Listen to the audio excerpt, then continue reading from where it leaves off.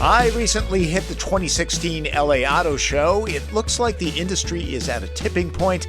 Never have there been so many different kinds of powertrain options on display. Some things never change, though. This is just a quick and dirty look around the show floor. Things that I kind of liked. Yes, I had to dress up and wear a blazer. No doubt about it, the industry has gone all in on SUVs and crossovers. There were all sorts of them unveiled in all different sizes and design approaches. Let's start with the most Italian. Alfa Romeo took an opportunity to show the world its new Stelvio crossover. The high-performance Quadrifoglio model gets a 2.9-liter turbo V6 with 505 horsepower. Sounds like enough. 0 to 60 miles an hour is supposed to happen in 3.9 seconds with a top speed of 177 miles an hour. Not only was the tent packed, apparently over 100 people could not get in. And let me tell you why this video is not very polished. You have to have advanced teams to stake out positions at the unveils. That's how many people are here on press day. Yes, it's not open to the public at this point. Other crossovers that made their first appearance are Mazda's newly minted CX-5. The shape is an evolution of the outgoing model, like a baby CX-9. Looks good with an interior that gets some new spiff. Should be fun to drive as well, and it will get a diesel engine option. Across the way is Toyota's new CHR, which is kind of a crossover, I suppose. Power comes from a 2-liter, 144 horsepower 4-cylinder that sends power to the front wheels through a CVT. Toyota said it was going bold. Well, there you go. Can't wait to see the new Camry. The rear door handles are not where you might expect them. Interesting. Looks like 2 people will be okay in the back. Look for it in 2018. The new Chevy Equinox was on display, and I have to say it's a good-looking rig with an interior that has a rich look that should give CR-V a bit of competition since the Honda is the best-selling crossover in the US. The new Jeep Compass looks like the offspring of the Cherokee and Renegade. Yes, I know, cars don't have babies. It will slot in between those two, and I can tell you this, it's a much different vehicle than the outgoing Compass. It's powered by a 2.4-liter 4-cylinder with 180 horsepower. The smallest one launched was the Ford EcoSport that can be had with an EcoBoost engine. Yes, EcoSport with an EcoBoost engine. This pronunciation is not up to me, folks. The release is hidden and, surprise, the hatch opens to the side and does not provide protection from rain and snow. Special cameo appearance by Kelsey Mays of Cars.com. Thanks, Kelsey. You're welcome.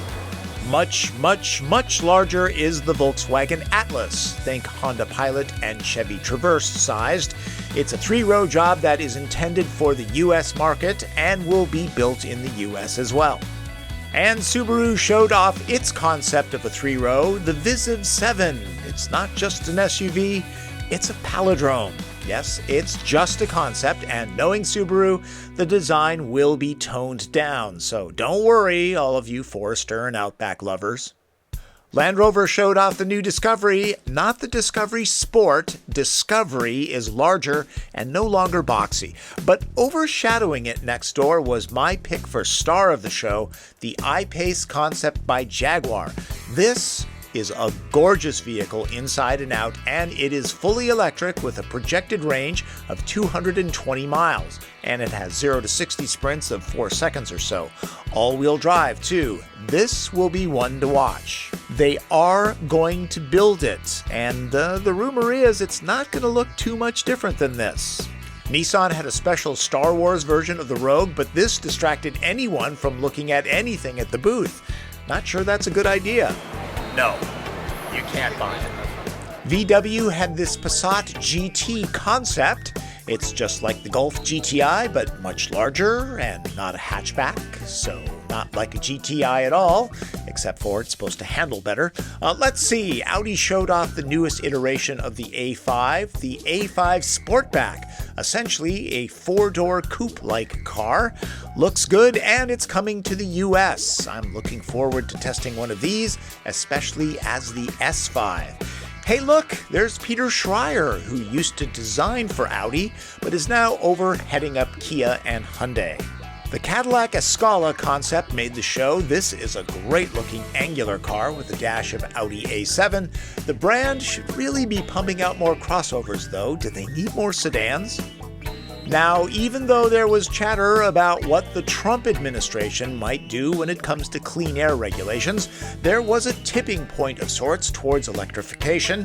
Plug-in hybrids were everywhere. Hyundai was showing off their new Ioniq line that will include hybrid, plug-in hybrid, and all-electric versions. I even got to drive the Chrysler Pacifica Hybrid, which is a plug-in, but they're not saying plug-in. It's brilliant. I took it around the convention center, the outside of course, and the acceleration is pretty snappy. The drivetrain is quiet and smooth. It will go about 30 miles on electric power alone before defaulting to a standard hybrid mode. Know that the battery pack goes where the stow-and-go seats would drop into, so that feature doesn't happen in the hybrid. Hope to get into one of these soon to test.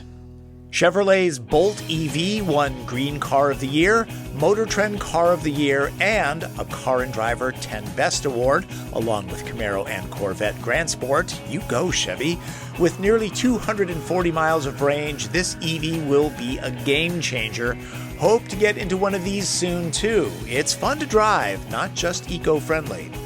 Volkswagen, that has said it is doubling down on electrification after their diesel debacle, improved the range of the Golf EV to around 124 miles.